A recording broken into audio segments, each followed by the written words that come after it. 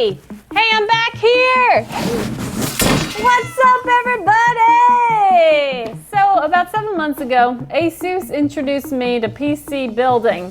And let's just say, well, I've become a little bit addicted. I've built 5 PCs with my latest being my personal battle station. But this time around, well, ASUS just kicked it up a notch because not only am I building for a celebrity, but it's a dual build. That's right, we are building 2 PCs.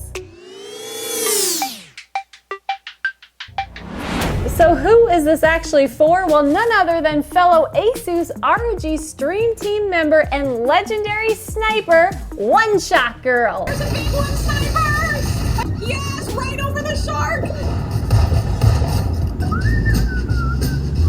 So here's how this is gonna work. Since this is a part of the ASUS PC DIY series, one of the builds will be a full-blown step-by-step tutorial, and the other will mostly be a cinematic montage. But before we even get to that, let's give Julie a quick call. Hi, Puppy! Hi, Abby! Hello! How are you? I'm good. Tell the audience who you are. Yeah, my channel is One Shot Girl. My name's Julie. I started in content creation about 5 years ago. I started a YouTube channel because I had such a passion for gaming and people and even like editing and just creating in general. Ultimately, I discovered live streaming and I fell in love with live streaming. But you stream pretty frequently. Yeah, I do stream quite a bit. I stream every day, so I usually start around like 6 p.m. Eastern and I'll go for like 4 to 5 hours just about every single night. How long have you been on the ASUS stream team / kind of working with ASUS, and how did that kind of get started? Yeah, so I've been with ASUS for almost 2 years now, so I'm thankful they haven't gotten sick of me yet, so they have really helped to provide for any sort of like gaming need that I have. So I have so many parts here, it's enough for 2 builds. So why am I making you 2 builds? Yeah, so in the past, before I moved to a 2 PC setup, I would have issues running everything I needed to run on one computer. The streaming computer, so it helps to take, the load off of the gaming computer, and they each can kind of focus on their own thing. So ultimately, I moved to that 2 PC setup, and it has been absolutely awesome ever since. I started building some stuff, so I can't show you everything. Maximus 13 Hero. That is going to be going in your black build. In that build, that's where you're getting your 3080 graphics card, your Intel 10th Gen, and your RAM. Your white build is going to be a step-by-step tutorial the way I film it. So in theory, Julie, if I were to send you all these parts, if you watch the video, you literally would be able to build a 3rd PC for yourself. Any concerns? Yeah, so actually, I brought this up to you, but I plug so many things into my computer, like my streaming computer, right? Yeah. Because I have multiple cameras. I have keyboard, mouse. I even use like a foot pedal, USB foot pedal. My headphones, my audio interface, like Stream Decks, like the list goes on and on. Yeah. You will be flooded with ports. There'll be more than enough, I'm confident. I mean, like I said, I'm just super pumped to get these going and sent to you, and I want to see your reaction so bad, so I hope you're gonna film it. Yes, I definitely will, for sure. So when you want to build a PC, the first part is planning. What do you want? What do you need? How much can you spend? Now, I would have loved to build Julie a cute mini ITX like the Z11 that I built, but from capture cards to foot pedals, you heard it, she needs a ton of ports and more than one PCIe lane. So mini ITX was completely ruled out. So in this case, pun intended, since this video is sponsored by ASUS ROG, we are using the Helios White Edition, which, if you follow my videos, this is the case I used in my first ever PC build. But if you don't follow me, consider subscribing and hitting that notification bell. So what Julie doesn't know that you guys are gonna find out first, well, unless Julie's sitting here waiting for the video to go live, is that I am going to swap out some of her parts for some upgrades. This wouldn't be an ATL build if we didn't pimp out your PC, Julie. And and I gotta be honest with you, I have been struggling to keep this a secret, so I am so excited to finally show you. So Julie thinks that we are installing this 3060 Ti. There's nothing wrong with this. It's just very black, and this is a white build, so we're going away with that. So we got our hands on this all-white 3070, which is gonna be perfect for this build. Now the other thing, with this case, there's a cutout so you can see the power supply. And while there's nothing wrong with this is perfectly good and would be great for this build, we ain't gonna use that because we have this, the ROG Strix 850 watt White Edition power supply. So I hope you're getting excited, Julie, but that's not it. Instead of 2 DIMMs of RAM, we're gonna fill that baby up with 32 gigabytes of White Thermaltake Tough RAM RGB. And instead of 1 terabyte NVMe, we are giving her 2 4 terabyte M.2s. And originally, there weren't really any plans for fans, but how could this be an ATL build without my favorite Corsair QL fans, also not sponsored. I like these fans because it kind of takes the guesswork out of designing. They light up on both sides and they have arrows, so it's really easy to figure out how to mount them. Speaking of fans, this is where things get important. I definitely recommend that you go to the manufacturer website once you've narrowed down a few cases or selected your case and check out the different fan configurations. Yes, you can go to Amazon or Newegg, but I like the manufacturer website for the graphic. So for example, with this Helios, it comes with 4 140mm fans, 3 in the front and 1 in the back. Now we could leave these as is and it would be totally fine, but we're gonna swap them out with the white 140mm fans. And as you can see from the diagram, it can accommodate a 360mm radiator up top, which we will attach 3 120mm fans to the LC360, which means all the fans will be white and match. So let's clear all this off and get started on the build. So the first thing we're gonna do is install the CPU onto the motherboard. This is the Intel 10th Gen 10850K, and it's going onto the ROG Strix Z590A gaming motherboard. You're gonna pop open the latch, match the triangles. The CPU goes in the socket only one way. Close the latch, kind of like a mousetrap.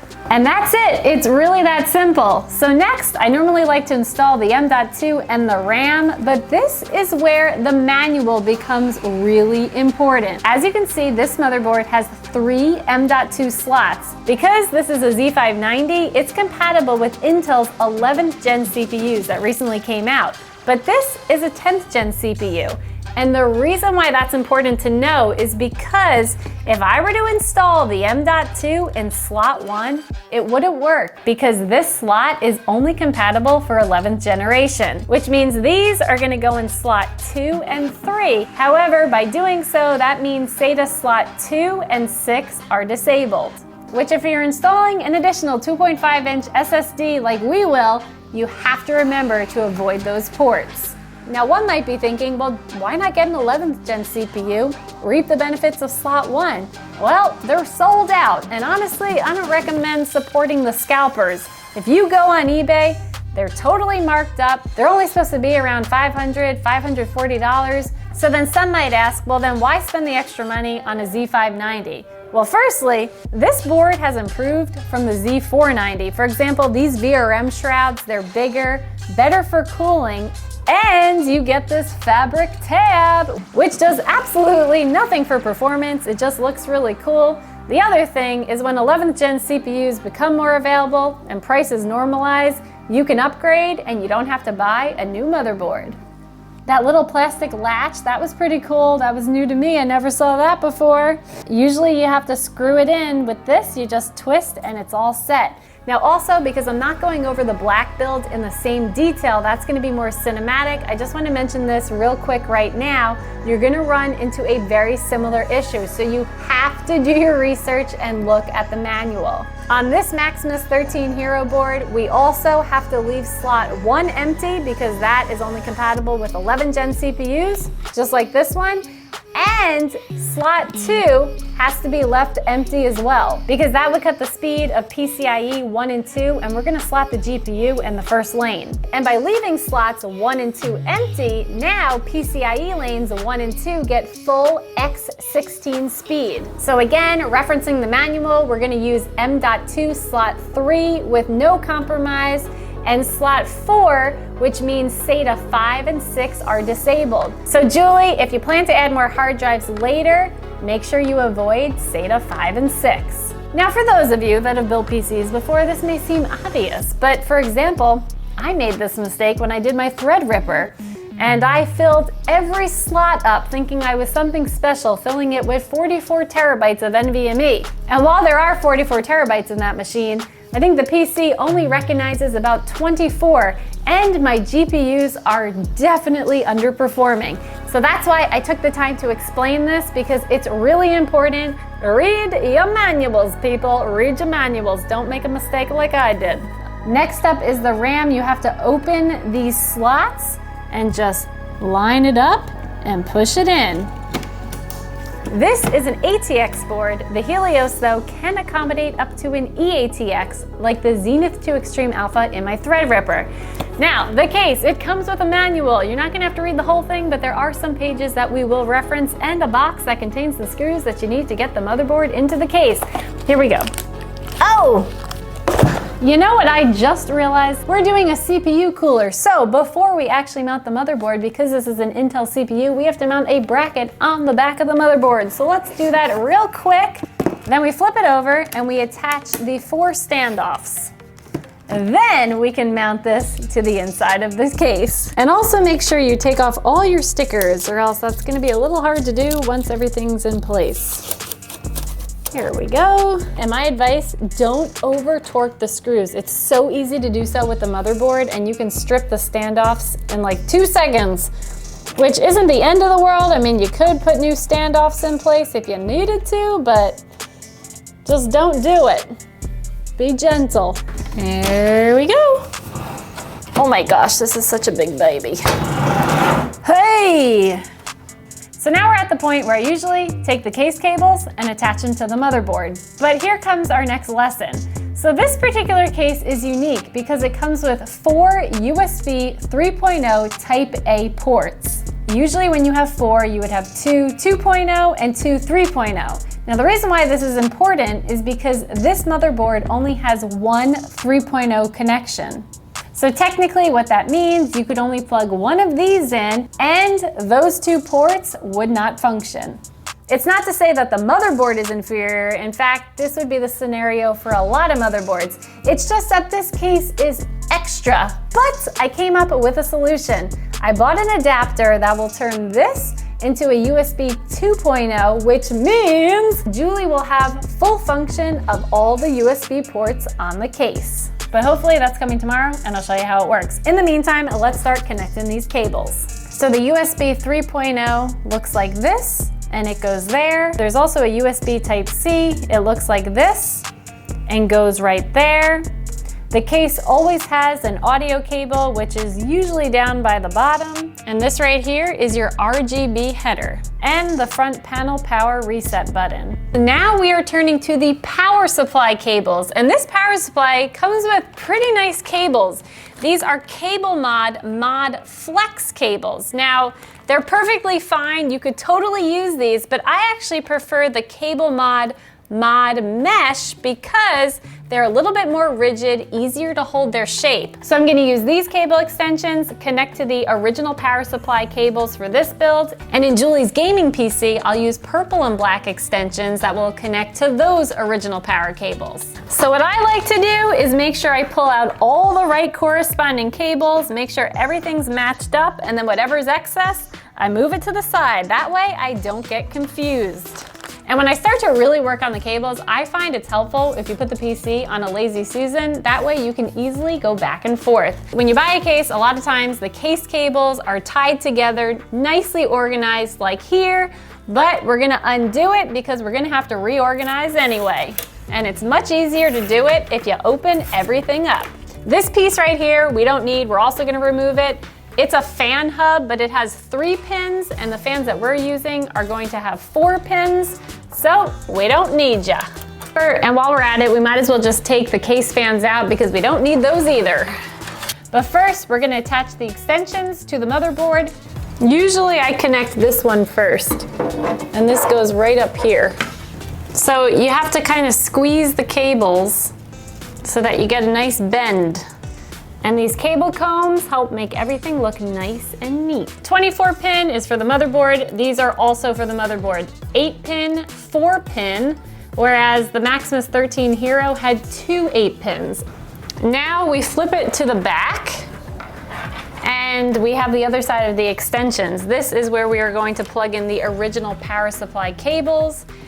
Now we do have a few cables that we have not yet connected. These go to the GPU. Now in this particular build, this GPU has 2 8-pin PCIe connections, whereas in the black build, there are 3. But before we get to the fun part where we organize all these cables and install the power supply, let's add a few more things. We're gonna work on our fans first and then the GPU. So this brings us to our next lesson, determining the correct orientation of the fans. This is what helps me out. Hot air rises, so the fans up top will be exhaust along with the 1 fan in the back, and the 3 fans mounted in the front will be intake, bringing cool air into the PC.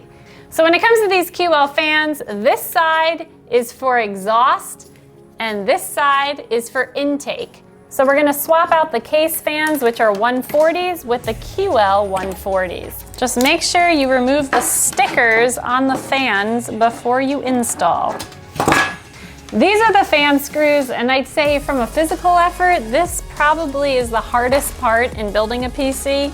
It requires a little bit of oomph getting these in. But fear not, because now is probably a great time to mention our next sponsor, Jacome, or Jacome. I'm not quite sure how to pronounce it, but they saw one of my latest builds and said that I would love this. It kind of looks like an electric toothbrush. Oh, look at that. Woo! That's got some power. All right. Like I said, the fan screws are honestly the hardest part. They require a lot of effort. Whoa! You are working pretty nice. Jacome!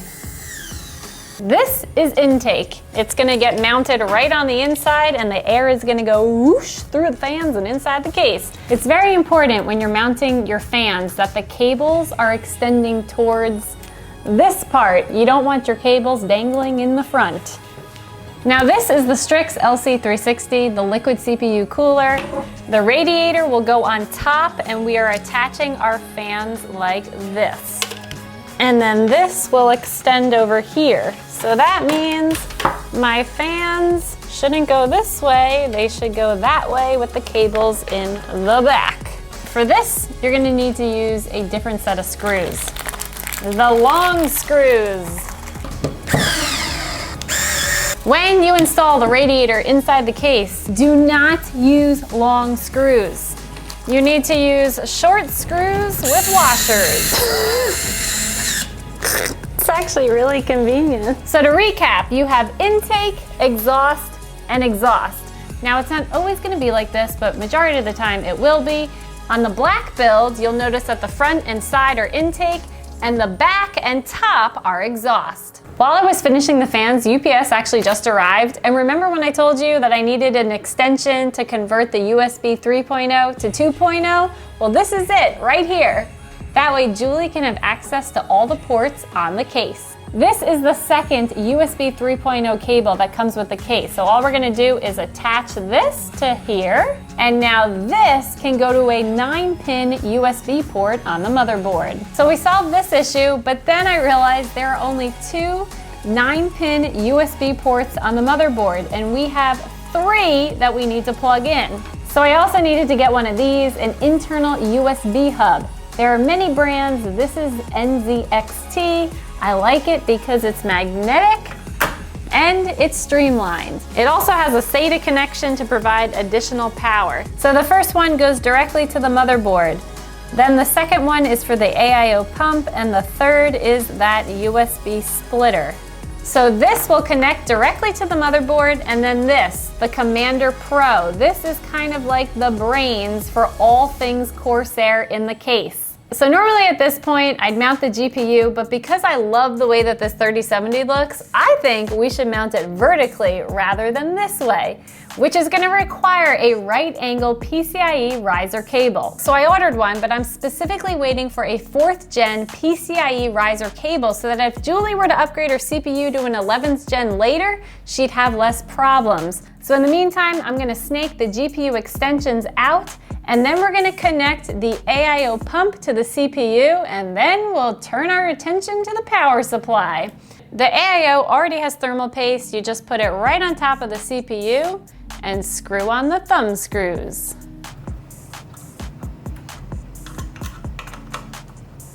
And then this is the AIO fan header, which gets directly attached to the motherboard. Onto the power supply. Now, as I mentioned earlier, we were originally going to be putting in a 750 watt black power supply. Now we have the ROG Strix all white 850 watt, which you will see right through that window. The power supply shows you exactly where you're going to plug certain cables in. So your 24 pin motherboard, CPU, I'm going to put the GPU there, and then this is going to be any peripheral SATA cables.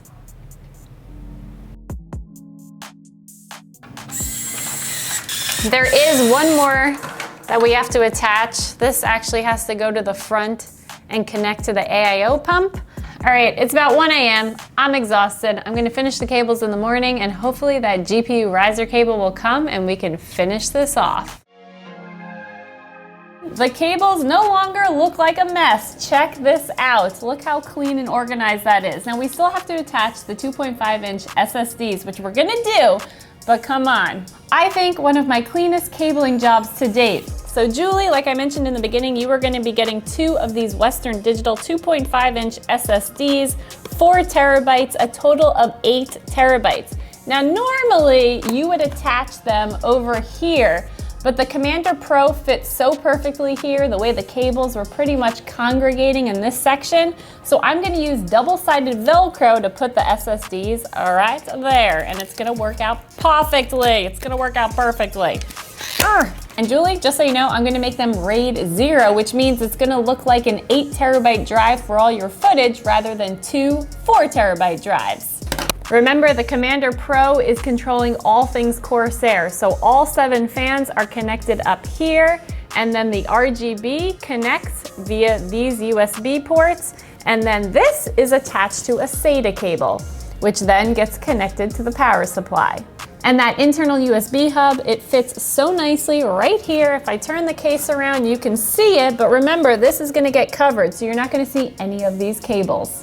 It's finally time for the GPU. Now my riser cable came, super excited. I did a test fit, and then I realized, we got a little bit of a snafu.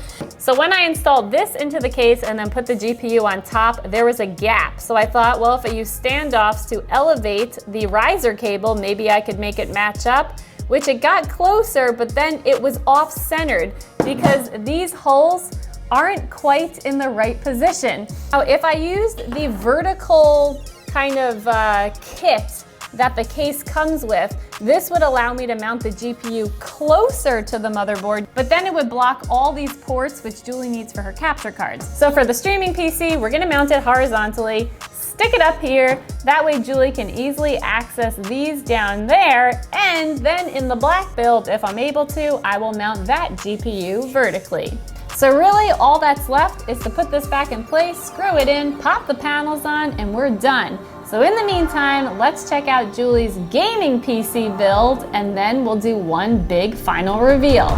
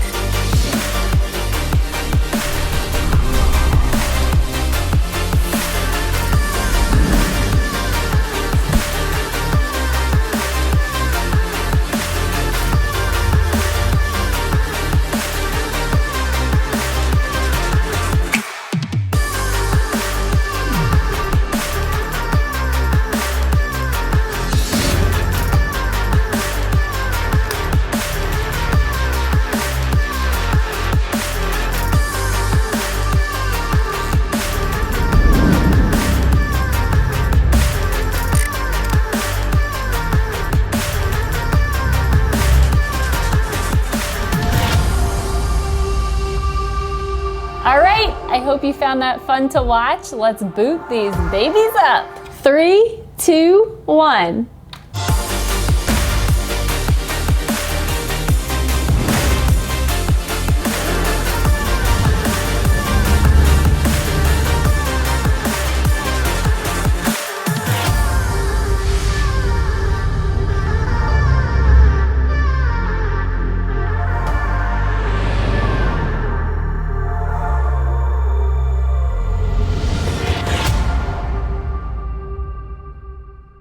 And to make things a little extra special, I got these stickers. I think it turned out great. What do you think? And Julie, there's an extra one that I'm not gonna show in this video that's just for you. Plus, with Armory Crate and iCue, you can make all sorts of color combinations and animations. And for more PC DIY content, be sure to check out the link below. Very special thank you to ASUS ROG for sponsoring this video. Plus, all the components in the builds are also in the description, along with One Shot Girl's Twitch and YouTube channel, so definitely go check her out. And if Julie's KD ratio just suddenly skyrockets, well, I guess you'll know why.